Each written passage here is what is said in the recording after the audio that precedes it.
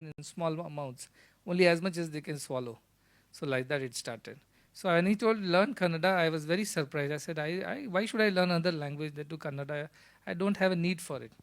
But he insisted that I learn Kannada.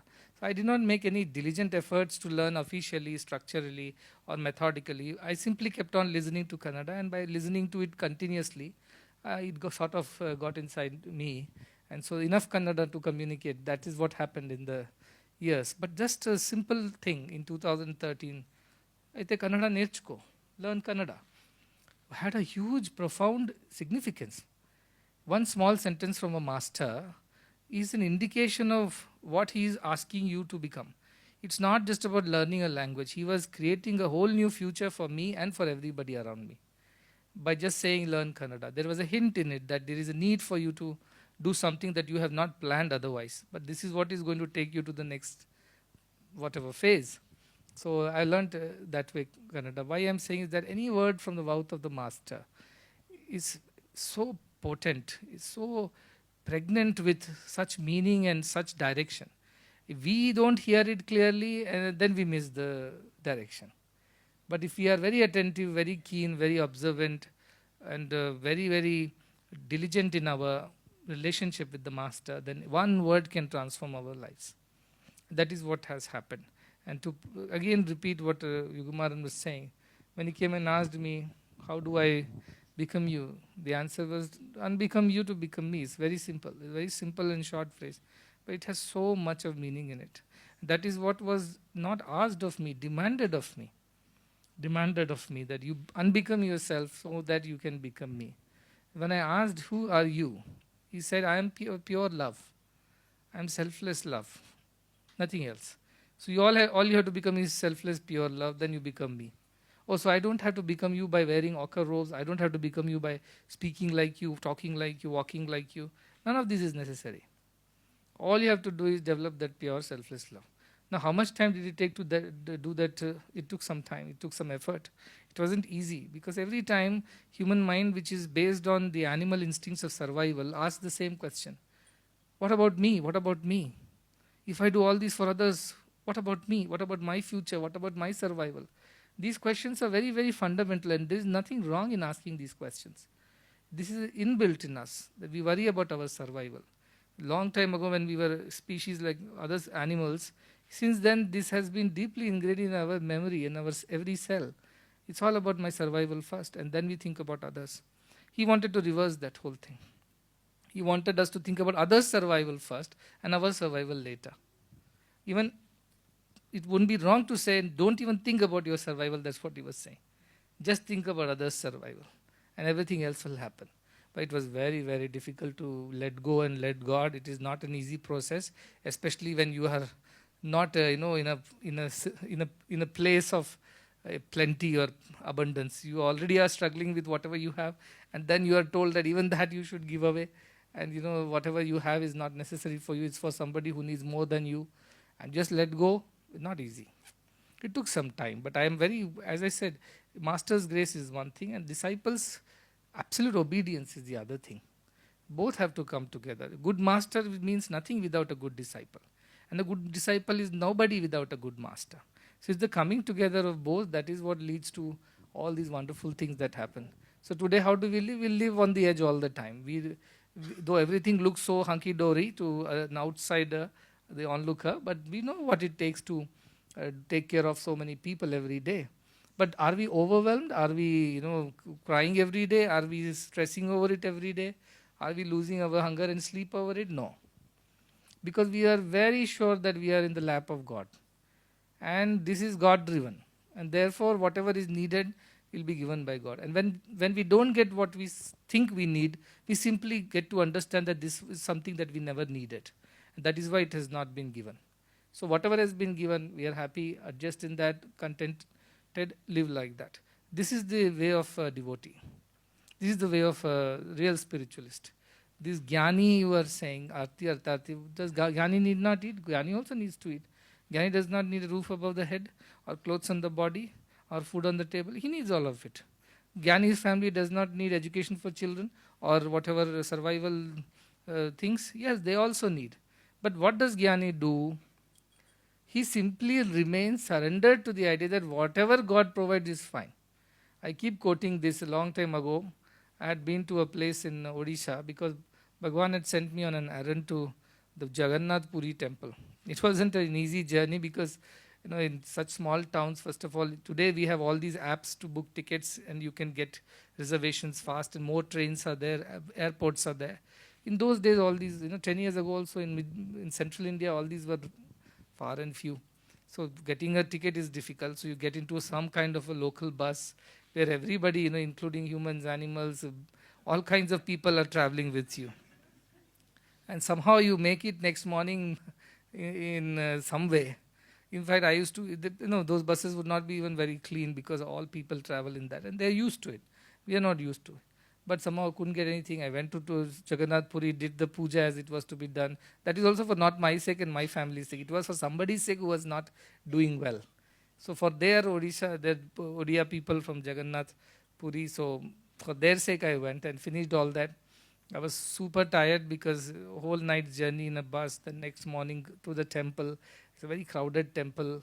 You are really kind of, harassed by the people around there. Everybody catches you for the priest especially. So going through all that by afternoon and you have to come back. So we had to take a train to come back and there was no ticket available. And flights were far and few in those days, maybe weekly ones or something like that. And then taxis were unaffordable. Plus the risk of going through the jungles of Odisha into Chhattisgarh is full of Naxals. So the most dangerous thing is to go in a private taxi. That is the biggest risk you will take because somebody can catch you overnight journeys. So you don't travel in private vehicles. You only travel in public or you travel by train. That is the safest. So now there's no ticket. So I got into a train. The ticket collector assured me that don't worry, you get into a general compartment, but next station you will get, at Cuttack you will get a reservation. So believing me, I got inside the train, sat in a corner in a general compartment. It was very crowded. I also remember very clearly there were two goats in the same, just next to me, just three passengers and two goats were traveling with us ticketless. But you know how they manage. So I was sitting there thinking it's only a matter of half an hour. The next station comes, the ticket collector will come and he will tell me you move to the reserved compartment and go ahead. So I kept sitting with good faith and after half an hour the next station came. I quickly got up and told the passengers next door I'm just going to check on the TT and find out whether we can get a seat. So I went there and then the TT I found and told what about my reservation? He said, sorry sir, it's a festive season, everything is full. Absolutely not possible. I told no, I can pay more if there is a special, some concession, something you can give me. He said, no, sir, even if I want to help you, I cannot because everything is full. Nothing I can do. I was so disappointed. I said, how can that happen to me? I'm a devotee of God. I was on God's errand. It was God's job to look after my comfort. Already I've spent a day or more in such a difficult situation. Now this is not fair. Mind, rebelled. This is not fair. I must get my reservation. At least I should have a good night's sleep and reach tomorrow because it's going to be a 14-hour journey or so. But nothing happened. I sat there and other people told that, sir, please don't leave your seat. If you leave and go for too long, somebody else will sit there. Whole night you'll have to stand and go. So that fear I kept on sitting. And every other 3 stations I would ask the TT if I find him, what happened, sir? Is there a possibility? Is there a possibility? He said, no, sir, there is no possibility at all. So I just sat there. I felt cheated, actually. I felt deceived. I felt, I felt abandoned by God.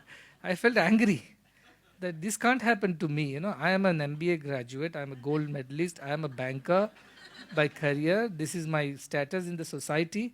You put me with goats and people in a compartment where everything is stinking and all are just, and you won't believe they're all used to that travel. So everybody after some time slept very well on each other, snoring on the floor, on the top, everywhere.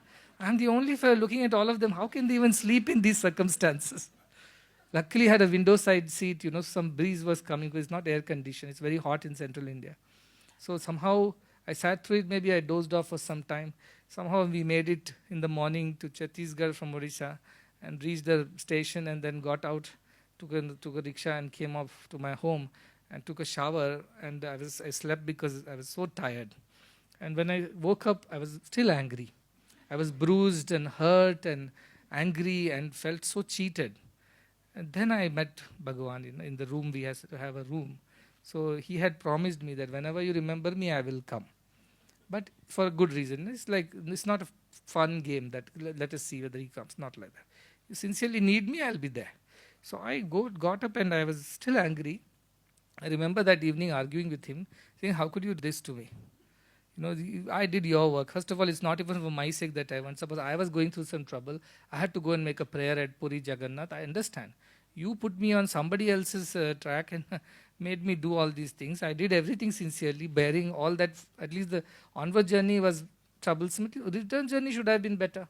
Even that you did not take care. What kind of master you are? You were this, that. Mind is go on arguing. You know what he said? He told me only one sentence. Learn to remain happy in whatever situation I keep you. Learn to remain happy. So that was something I said, first of all, you're not even apologetic about whatever happened to me. And on top of you say, shut up and learn to be happy in whatever situation I keep you. Don't argue with me. It was like insult to injury. You have ego. Even as a student, devotee, whatever you call. You have this little ego which feels very angry at times with your own master. But he was doing it for a greater reason. I was not capable of comprehending that. And then I sat and thought about it, what he said. Learn to be happy in whatever situations I keep you. There are so many beautiful things in this.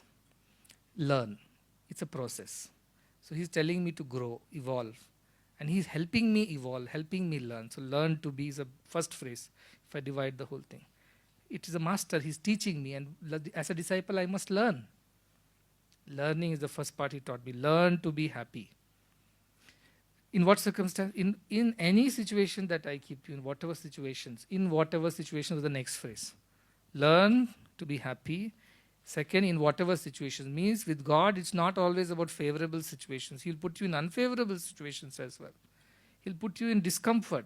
He'll put you in testing situations. He'll even probably put you in worse situation than what you can do for yourself. Take away everything and make you what you will have nothing, and still you have to deal with everything happily. You can't afford to complain, cry, or be angry. In whatever situation, what a wonderful phrase. In whatever situation, ye paristhiti lena. In whatever situation, you have to learn to be happy. And the third most important, that I keep you. It is by design.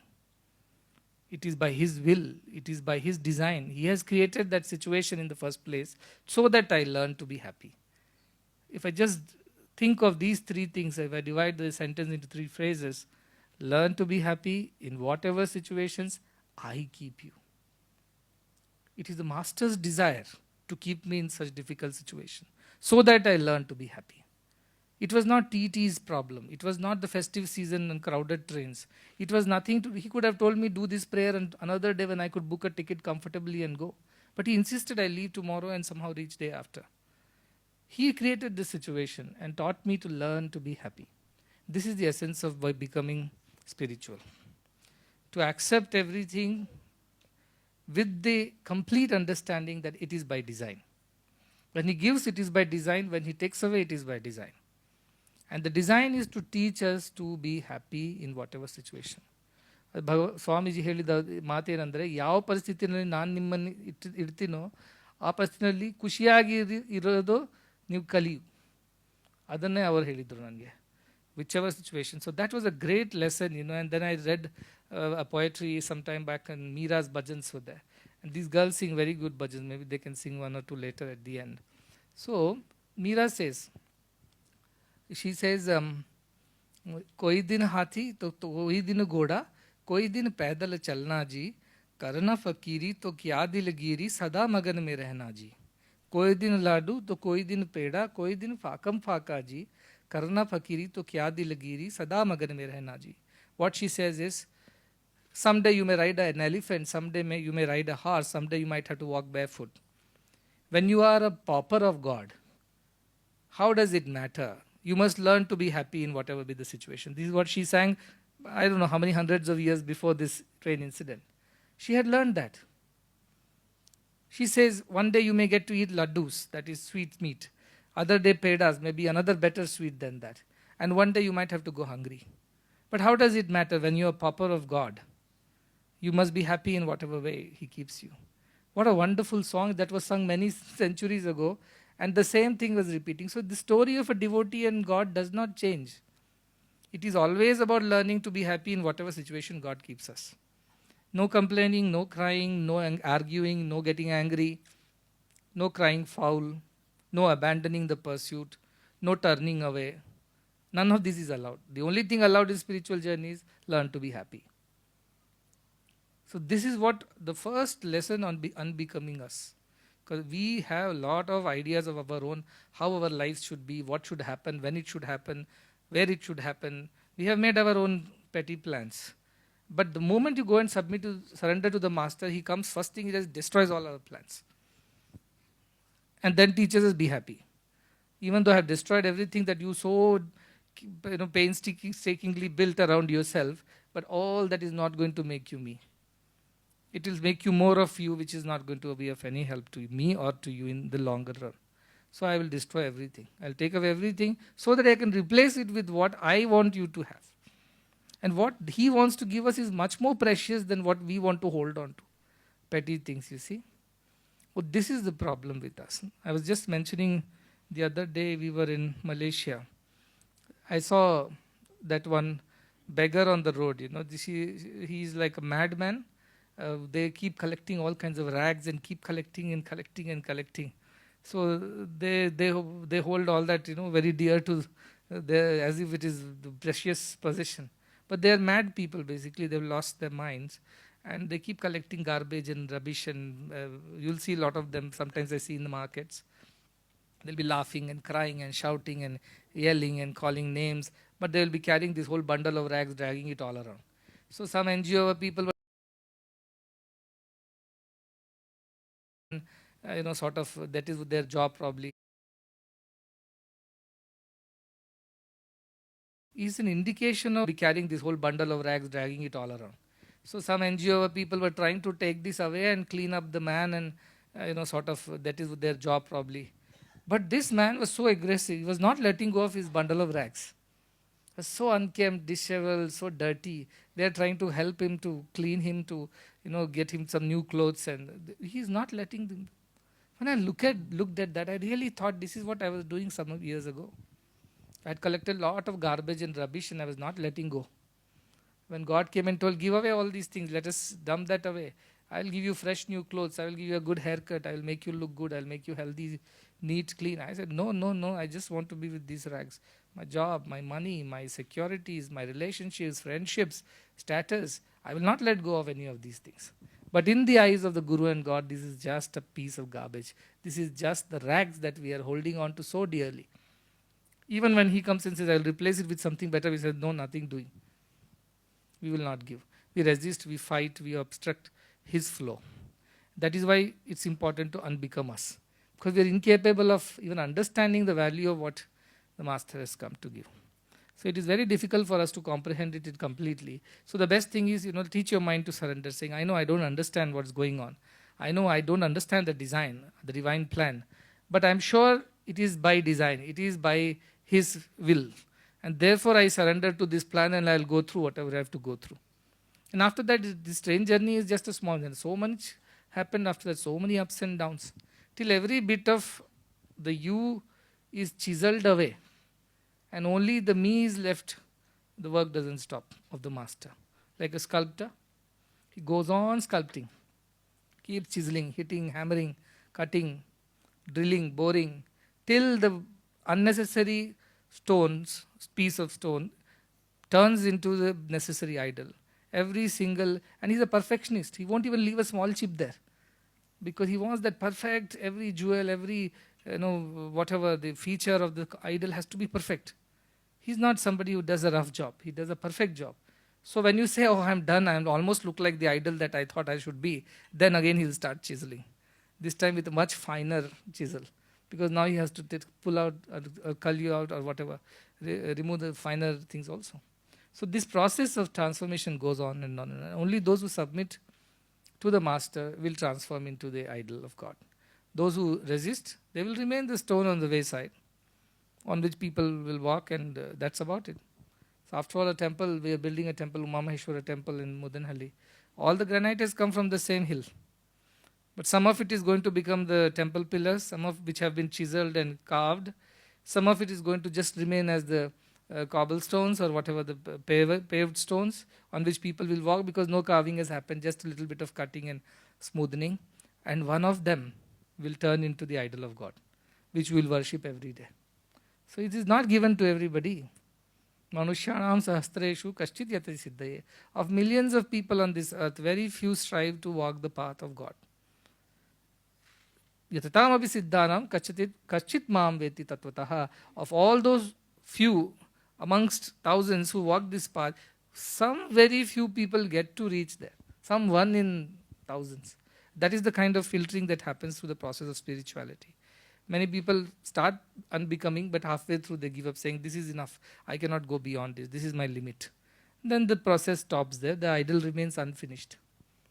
And some another time, another place, if you're lucky, the master sculptor will come again and have mercy on you and redo or restart the work. Otherwise it remains an unfinished idol used for nothing. So let us not remain unfinished pieces of master's work. Let us turn into masterpieces. That's possible only if we surrender and submit ourselves and allow the process to happen. And as I said, no two idols are same, no two processes are same, no two stones are same, so also no two strokes are same. For everybody, he has a plan. There is a plan to carve everybody into that idol. Everybody has to go through the process of unbecoming, and sooner or later, faster or slower, easier or harder, it will happen to us. But how quickly depends on how submitted, how surrendered we are. This is what I teach all the students and staff and everybody. If you can just become that, then you can do much more for the world, and without the sense of burden, without the sense of effort. People ask me, how do you go to sleep every day? Especially I was in the US, no free lunches, they say, that comes from the US. So one man is saying, you must be having payrolls at the end of the month. You must be having, this, and there is no receivables. How do you manage? If I don't see the receivables for the month and I have the, expenses coming up, I would lose my sleep.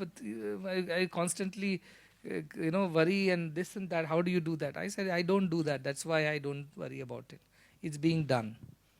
And if it's not being done, then God has some other better way or some other plan for me. So I will still accept it.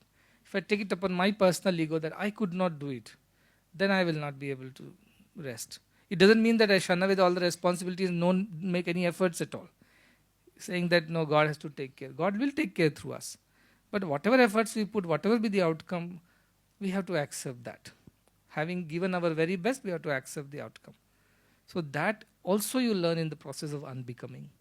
So it's a, as I say, it's a very long and arduous process, but it is the process that one must go through. And if you go to a temple and admire the beauty of the idol, don't forget the number of strikes of hammer, the carving, the cutting, the boring, the drilling that the stone has gone through before it could be standing there to be worshipped. Today I sit on this throne and lecture you. It has not come without the kind of, whatever you call it, the transformational journey that one had to undergo. So this is the thing. And whether it's beautiful now, as I said, it's very beautiful. Earlier, for 4 people's survival, I was struggling. And I used to worry, how will I manage this small family of 4 or 5? Today, this family has expanded to thousands of people, known and unknown to me. And all of them are being looked after. As we sit here, surgeries are going on. As we sit here, thousands are studying. Millions are being fed. And God knows how many are getting inspired. And their life is changing. I do not even know of it. God is doing that silently, subtly, throughout. So the person who stressed to survive and take care of 4, today thousands are being taken care of and no stress. No survival pressure, no survival fears. Because you have unbecome yourself. If it was yourself, you will be still fretting and fuming and yelling and panicking. Because you have unbecome yourself and you become Him, everything has changed. Challenges have not changed, difficulties have not changed, struggles have not changed, attitude has changed. This attitude of equanimity is the blessing that comes at the end of all this transformation. And that is the greatest spiritual achievement. Divinity is equal to equanimity. You can't say I have realized myself and you lose your peace of mind for every small and big thing. You will remain equanimous. Just some fluctuations will happen. In fact, the COVID times were the worst times, where we had one of the lowest times in our history of whatever the service activities. Because naturally everybody is scared, nobody wants to donate, everybody is afraid of the future, nobody knows what's coming next. So naturally, and here there are people who are dependent on this mission, whether they are students or staff, whether they're coming to school or not, or whether they're able to teach or not, they all have to be looked after. Some of them came and told, everybody is cutting salaries, cut the salaries, cut everything, and don't give salaries, it's okay. Everybody has understood this is the way things work. I said, no, this is not what we want to do. We thought of them as a family and we mean it. We didn't think of them as employees. We mean it as a family and we have to look after their welfare. After all, they're small teachers. This is necessary when they are in trouble. All the more if we withdraw the help, it's not fair. So those are the very, very low times. At that time, we were doing this Ashtavakra Gita and Bhagavad Upanishads and all that. It was a great source of spiritual strength, first to me, then everybody else. It was like a reinforcement of those great ideas by reading it again and again, saying this is not the first time that I am experiencing these difficulties. Thousands of years of wisdom has come out of these difficulties and challenges. How many people have transformed themselves through thousands of years of such challenges in spiritual path. So I'm not new, I'm not first, so that may not over imagine the difficulties. And one shloka I was mentioning to these boys just a day or two before, that is shloka from Ashtavakra Gita, very beautiful. It says, Mai ananta maham bodhau jagat vichi svabhavataha udaitu va astamayatu name vruddhi nachakshatihi. Very simple Sanskrit, it means, I am the great big ocean. Mai ananta maha, infinite ocean. And what is this world? It is like the waves that rise and fall. But by falling and rising of waves, neither the ocean increases nor it decreases. It remains what it remains. That is what I am. That is in this consciousness, in the self, all the activities of the world, the mind and the body happen. The emotions happen, the good and the bad and favorable, unfavorable, all they happen in that consciousness, sea of consciousness. At the end, the sea never swells and becomes more, never reduces as well. Waves come and go, sea remains. This we have to repeat constantly. Mai Ananta Mahambodha, every day I have to repeat, to reaffirm that everything will be okay. It's by design. It's by design that COVID has come. It's by design that we have to go through challenges. It's by design that we have been put in situations, and it's by design that we have to learn to be happy in these situations, not be afraid and beat a hasty retreat. Not allowed. So that is how this mission has grown and come this far. All this is the unpublished side of the story divine, because Yugu Maran told me, I already scared a few people, people by publishing some of the things in Story Divine, which are like quite scary. They all want to listen to nice fairy tale of transformation, which is not true. We try to keep it as less scary as possible. But at the end, it is what it is. And if I don't tell the whole thing, then it is even worse, because I'm fooling them into doing something which they are not fully aware of. They think it's a very nice rosy path, you go to God and everything starts becoming good and all things fall into place, and without asking God starts providing and you are never having any problems. Not true, not true. If God is really interested in you, He will chisel you into Himself. And if He's just rubbing the surface, then you're not growing. So even Tony Bong was there in my car, a constant questioning. Where is he? He's still here? Oh my God, you're here. It's a harassment to get into Tony Bong's car, I tell you. Start with questions, huh? Yeah, continuously he's asking questions. I'm like, when will we reach the airport? And one question he asked that, why is that in some places you go and you seek blessings and you get blessed and suddenly you become wealthy, your problems are solved, your, whatever problems are, you have issues, health issues, everything is solved. What's happening there, he asked me. I told, there people are fooling around with God and God is also fooling around with people. That's what is happening. Nothing real is happening over there. God looks at them and says, oh, here comes the beggar again. He wants trinkets. Let me give and get rid of him, because I don't want to entertain him here. If I don't give, he'll keep coming and harassing me. Let me give and get rid of him. But if he's interested in building you into himself, he will not give what you're asking for, but he will give what he wants to give, which means denying you for many things. So that is what has happening. So I told such places are very dangerous. Where you go ask for wealth, you get wealth. You go ask for health, you get health. You go ask for some other thing, you get that. These are very dangerous places because no real spirituality is happening over there. This is just the skimming the surface. Nothing substantial is going to come out of that whole exercise. But still, God gives some. He knows some place in Kuching, he said. But the issue is that he went there, he didn't get anything. Because he doesn't realize that, but he's on remote control. The whole idea is that if I also go there and ask for a little money, I'll build a bigger ashram and bigger thing and bigger that. So he didn't get anything out of it. And I have also developed a very bad reputation like this now. People don't come anymore who used to come for those petty things because they know that I'm not going to give. In the initial days, people used to come, few things used to get done. But this is a hard process. Every bit of that small I, has to get out of your system. Nothing can remain. It's like totally disinfect yourself.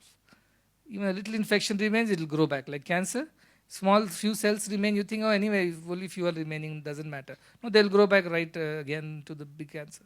So this disinfection or cleaning is the process. Not one bit of I can remain if you want to become Sai. It's very simple. I unte Sai ledu, Sai unte I ledu. And Swami only said that if there is this I, there cannot be Sai. If there is Sai, there cannot be I. So learn to be happy in whatever situations I keep you. That is the essence of today's satsang. And you'll have to remind yourself every time when you think you're not happy in whatever situation you are, read this mantra, repeat this mantra, and tell yourself, this is by design. This is by design. Something I have not learned still, and I have to learn that. The moment I learn, the situations will change. Next challenge will come. That's what it means. It won't get better. It will get even tougher because now you're learning the next big lesson. And that is growth, that is evolution. Till you reach a state where nothing matters at the end. The reach of equanimity where pure love, pure compassion flows from you. Nothing else. Pure compassion, pure love. That's the final state. And that's a very peaceful, equanimous state. Now you may ask, before you ask, I will answer. Are you always in that state, always equanimous? I would say most of the time. But because we are also engaging in the work of the world, it's like you might be a very good driver. But let's say somebody is a bad driver on the road on the opposite side. However good driver you might be, you'll have to take caution and you will get disturbed while driving.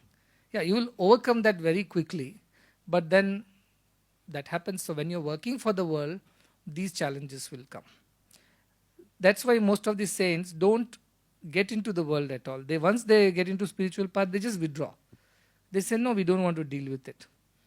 And they take the other philosophy. Anyway, it's Maya. The suffering is Maya. The joys are Maya. So what am I trying to improve here? No, the saint has got that right.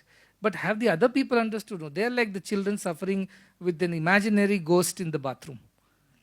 For their sake, the saint has to go and open the door of the bathroom, switch on the light and say, look, there is no ghost at all.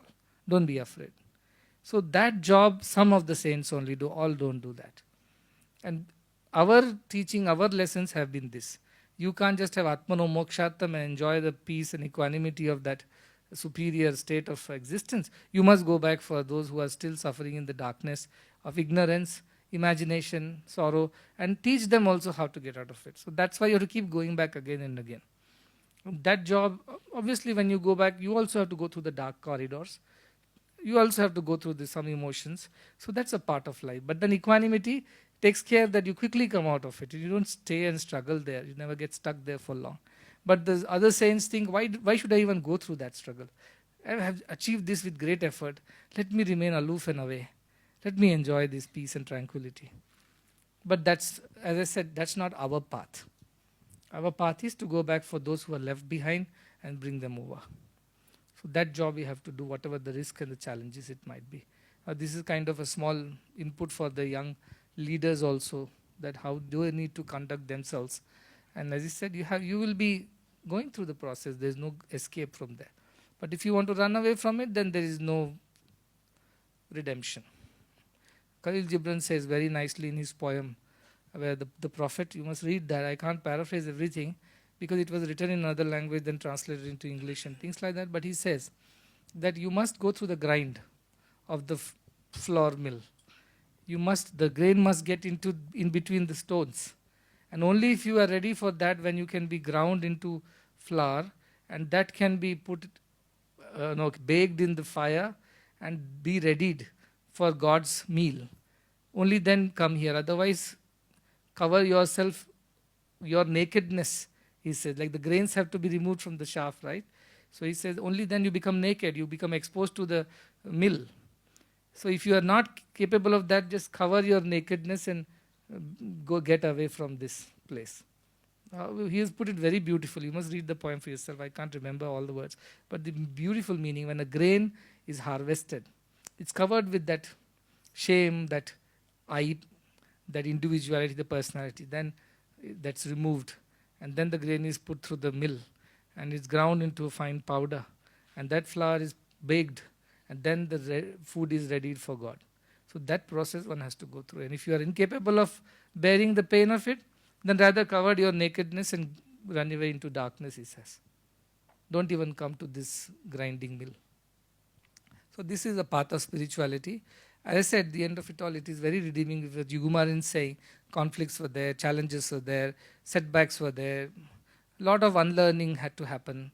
But at the end of it, you feel deeply fulfilled. That is very, very subtle thing, you know. Not everybody can appreciate that.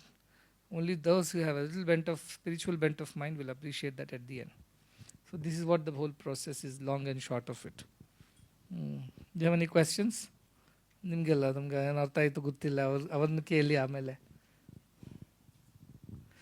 I want to keep myself very relatable to the next generation. Don't want to create an idea of spirituality that looks unachievable, too far, too distant and away. I want to keep, we all go through this process. Let us do that. That's why I said when an avatar comes as a descent, it's a nice thing to happen. It's a lot of inspiration, a lot of guidance, but it is not so relatable. Because you know, whatever said and done, that was by the divine will that a divine has descended in a human form. That's very difficult. It's nice to say and enjoy it, but difficult to appreciate that you can also take that path. Because you don't think you have descended, right? You have to ascend. So if you have somebody who goes through the process and tells you, I have walked this road and I know this is what it takes, it becomes much more relatable, achievable, much more, as I said, hopeful for the people who are just beginning to walk. So this is why it is easy for us to appreciate this. That's it, Yugu. Anything else on your demand? This I've spoken most of what it takes to unbecome. You have scared the daylights of everybody here. Any questions you have?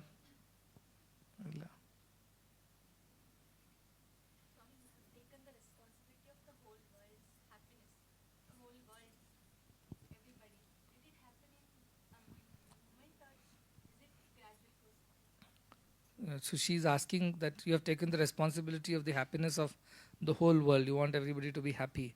Did it happen to you in a moment or it took a long time? It's a process, as I said. Initially, you know, I was happy if there were Gulbarga students were healthy and they were studying well, because that's all our world was. Then suddenly world expanded to Mandya students, then it expanded to Jaipur, then expanded like that. Then hospitals, then we wanted those patients to be happy, their families to be. So heart expanded over a period of time. Till recently when we actually redesigned or retold our story as one world, one family. That's when we thought that why only think of our Gulbarga kids or our devotees in these countries who subscribe to this mission or who are part of it. Why not expand to embrace everybody? And that expansion of heart is a process that happens with that realization.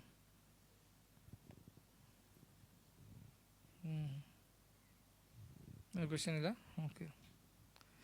What, Bong? You don't have any questions? This is the time to ask questions. This is the time you're quiet. Then you... No.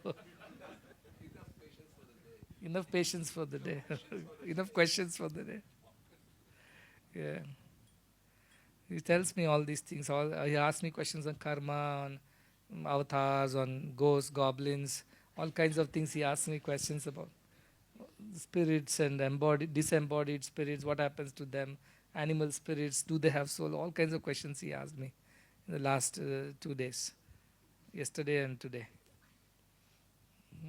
He drives on purpose very slowly.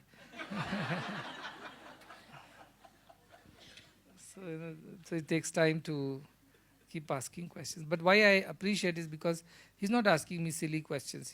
Some curiosity is there, of course, but largely it is a spiritual question. And this questioning itself doesn't come to people without spirituality. It doesn't come to them at all. If it comes to, the jignasa has started in you, some signs of spiritual progress is happening. That jignasa also is not there, there's no point. You are, nothing you will achieve out of it. So that jignasa is artharti jignasu jnani. It goes like that. So tomorrow I'll be coming to Swami home. I'm looking forward to seeing all the stuff and all the people there. It's a beautiful place, as it said, Swami home. It's literally home of God. And the people there, very nice. They look after the people, especially the elderly and those with dementia. And I met last time, and all of them were so happy. You could never see a better place where people with dementia were very happy. Somebody asked me, is it a boon or a bane to get dementia? I said, if you have done too many wrongs in your life, it is a big boon to get dementia at the end. You'll forget all the bad that you have done. Otherwise, you die in guilt of all the wrongdoings. And towards the end of life, everything starts resurfacing, all the memories of good, bad.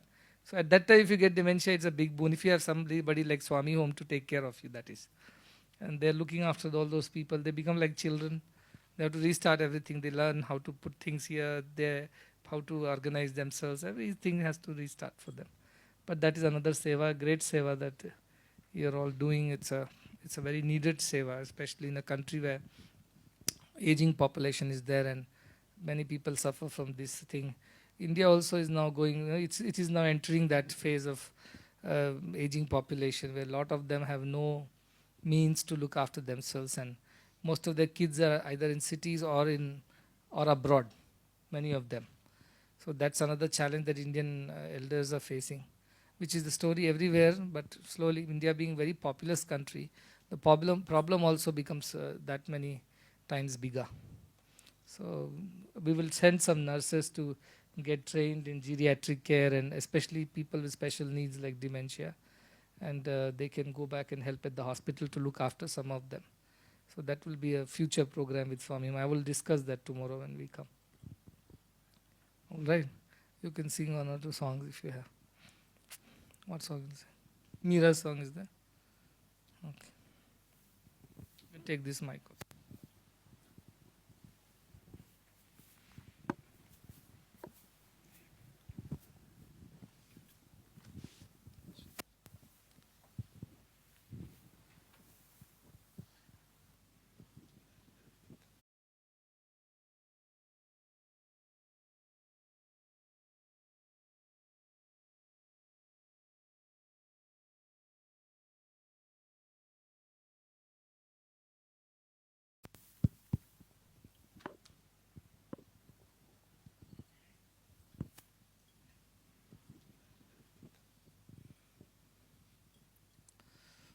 Today is a very special satsang in Singapore because today we have the very first batch of girl students who graduated, post-graduated, and now interned, as well as now they're administering campuses, which all began with the efforts of the devotees from Singapore when they set up the first school at Gulbarga, 2012, and then onwards this has been a constant journey to the university, post-graduation, and thereafter now they are all administrators and leaders of the campuses. So these are the 21 girls who are here.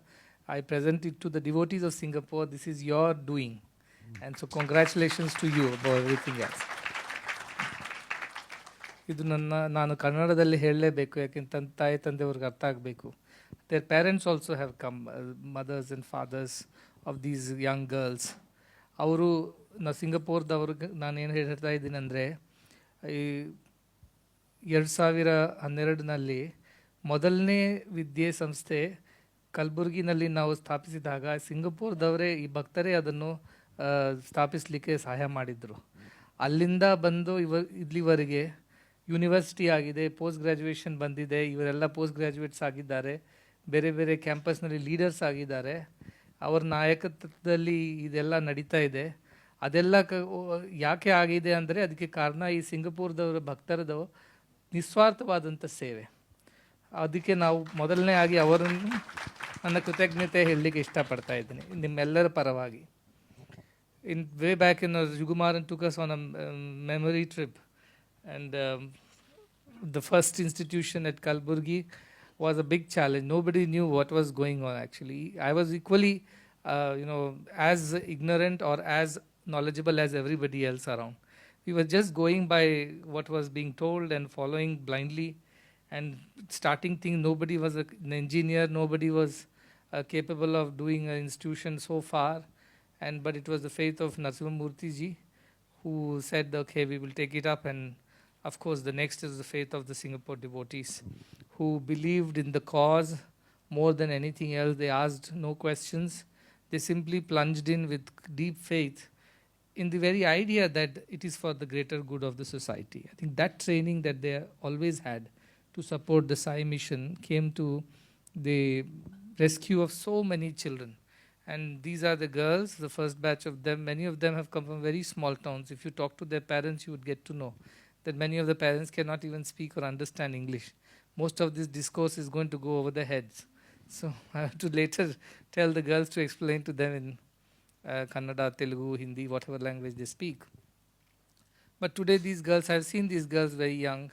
They were little girls with running nose, and now they have all these, they look so smart, very beautiful, and above all very confident about what they're doing, very proud about what they're doing.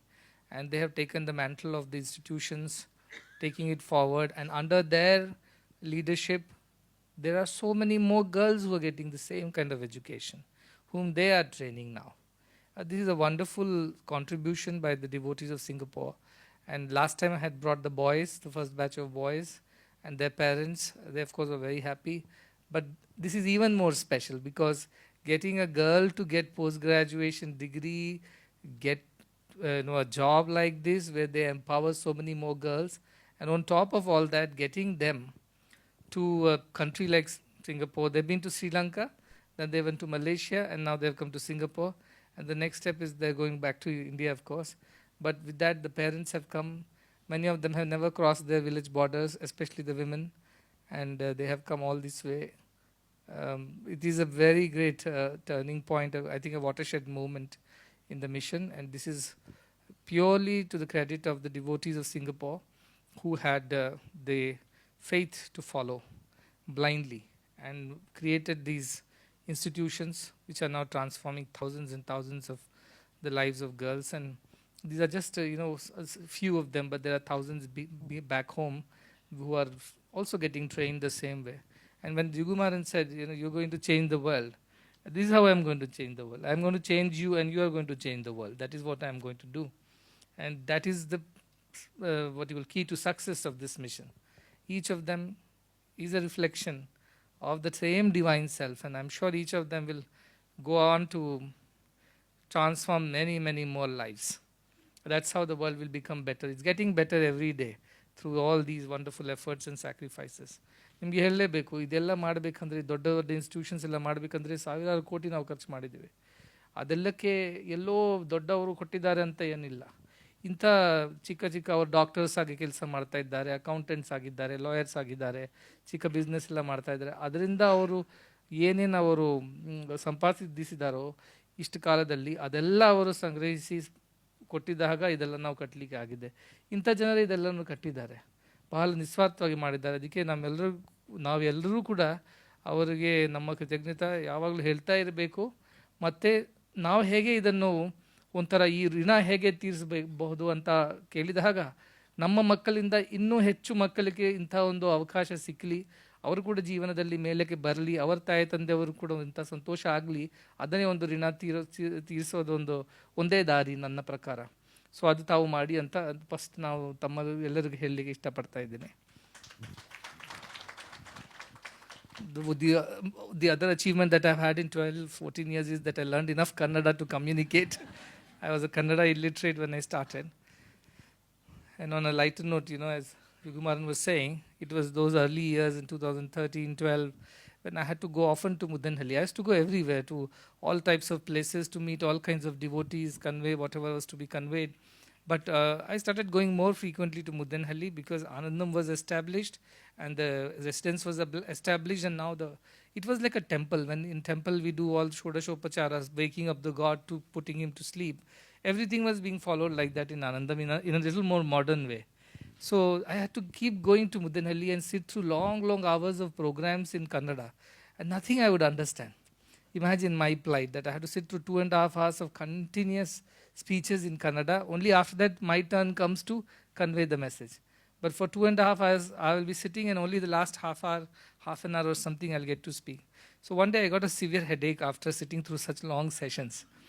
And people will go on and on and on, because it's a very special thing for them to get together in the village under a pandal and then start a new campus, and then you invite everybody and whoever is supposedly influential, eminent in that area, and each one has to be given a chance to speak. If you don't give them a mic, they'll feel offended, insulted. So by the time you entertain those 10 odd guests on the stage, I would get a severe headache. And these are the things which we have not published, by the way. So these are all from off the records.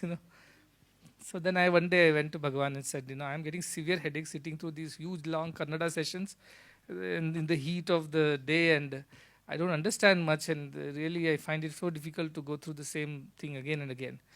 Then he said, Aite Kannada nerchuko, he said. In that case, learn Kannada, he said, simply. I said, why should I learn Kannada? I have nothing to do with Kannada or Karnataka or whatever is going on. Because my plan was something else. I was thinking I have a different route in life, I have a different path. Maybe I'll just do my own thing on the sidelines and just go about doing this as another parallel activity, and life will go on like that. But it wasn't to be. It all started very small. And it is his nature to give us small doses, like mothers feed children in small amounts, only as much as they can swallow. So like that it started. So when he told learn Kannada, I was very surprised. I said, why should I learn another language that do Kannada? I don't have a need for it. But he insisted that I learn Kannada. So I did not make any diligent efforts to learn officially, structurally.